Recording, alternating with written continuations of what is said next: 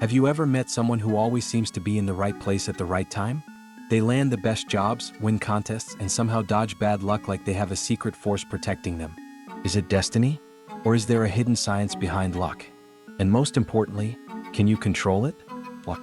A mysterious force that has shaped history, changed lives, and made fortunes. But is it real? Or is it just randomness we try to explain? Can we actually make ourselves luckier, or are we all just rolling invisible dice? Let's dive into the science behind luck. And trust me, this might just change the way you see the world forever. First, let's define luck. What is it? A supernatural force? A divine gift? Or just a pattern we fail to see? Science says luck is a mix of probability, psychology, and opportunity.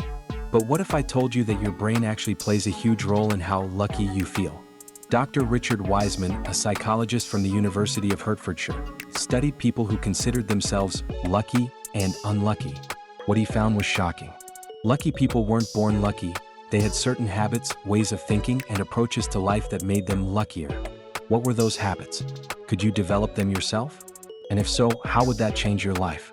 Imagine two people walking down the same street. One sees a $20 bill and picks it up.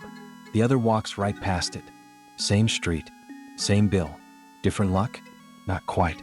The truth is, lucky people are just more aware of opportunities.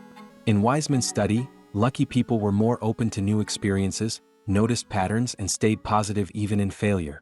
Could this mean luck isn't something that happens to us but something we create? Lucky people also do one thing unlucky people don't. They talk to strangers. Studies show that many lucky breaks, job offers, relationships, once-in-a-lifetime chances, come from random connections. But what if random isn't so random after all? Here's where science gets even more fascinating. Your brain has a built-in filter that decides what you notice and what you ignore.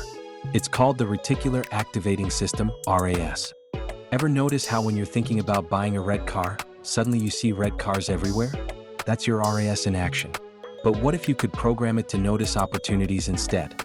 Would you become luckier? This is why visualization works. Athletes, CEOs, and performers use this trick all the time. When you expect luck, your brain starts seeing chances you would have ignored. But does this mean bad luck is just a failure to see the good? Could you rewire your brain to be lucky?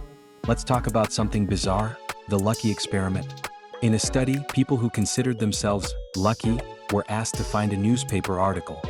Hidden in the paper was a message, "Tell the researcher you saw this and win $250.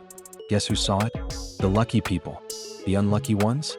They were so focused on the task, they missed the opportunity completely. What does this tell us? That luck might just be a state of mind. But if that's true, how do you train your brain to be luckier? Science says you can increase your luck. Here's how. 1. Be open to new experiences. Lucky people take more chances. Say yes to new things. 2. Trust your intuition.